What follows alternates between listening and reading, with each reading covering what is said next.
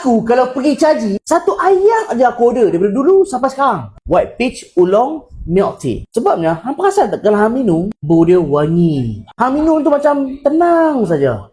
Pasal apa? And hang perasan tak, walaupun dia tea, T-E-A, teh. Hang minum oolong tea ni, jantung hang tak berdeguk pun. Oolong tea ada kafein. Macam-macam teh aku pernah review. Teh OI limau, ada kafein. Green tea, banyak kali aku review. Ada kafein juga. Dan ada setengah orang, dia minum green tea, jantung laju. Matcha pun sama, ada kafein. And yes, setengah orang dia minum, dada berdeguk laju juga. Tapi oolong, tak ada masalah. Yang ada masalah anxiety, sikit-sikit sesak nafas, dada dia laju, takut. Minum oolong tea tidak akan trigger anxiety. Sebab apa? Sebabnya kajian 2023 mengatakan dalam oolong tea tinggi L-theanine yang dapat improve diastolic blood pressure. Maksudnya, dia rendahkan sedikit tekanan darah bacaan bawah tu. Kalau korang check tekanan darah, ada dua bacaan kan? Atas dan bawah. Bawah ni adalah diastolic pressure, atas systolic pressure. Berdasarkan kajian saintifik, oolong tea yang ada L-theanine dapat improve diastolic pressure. Baguslah.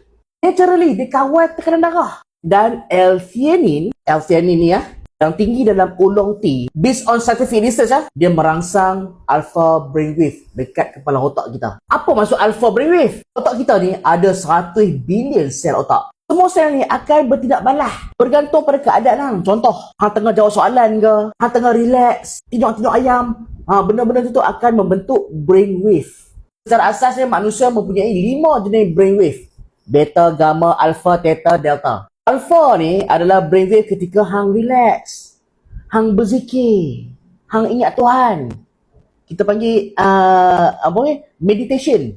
Tenang. Hak tu adalah alpha brainwave. Kalau lah hang tengah jawab soalan matematik, contoh, ataupun soalan sejarah kan, hang tengah fikir, otak hang berada dalam keadaan beta brainwave ataupun gamma brainwave. Faham? Sebab itulah hang rasa tenang bila minum oolong tea. Sebab oolong tea dia stimulate alpha brainwave. Of course, tenang.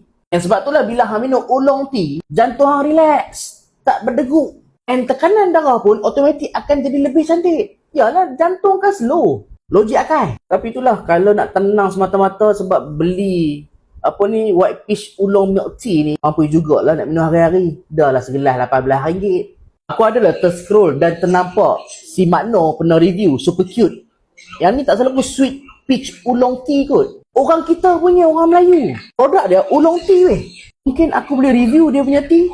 Sebab aku memang penggemar teh lah. Matcha, teh obeng, green tea, semua ni memang pernah aku review. Cumanya oolong tea ni aku belum review secara detail. Kalau hang memang ada masalah anxiety, hang kerap dapat panic attack, memang minuman berkafein aku sangat tak galakkan. Tetapi oolong tea, yang ni lain cerita lah. Sebab dia tinggi L-theanine, ketenangan.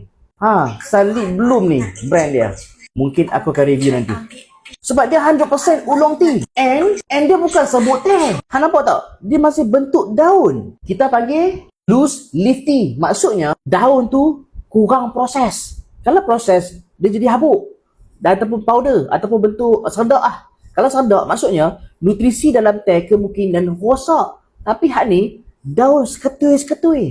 Ni yang menarik perhatian aku ni. Kalau aku tengah gila minum oolong tea sekarang ni, bolehlah jimat dan sikit duit Ni RM18 kot sekali minum. Darab 30 hari. Mampu.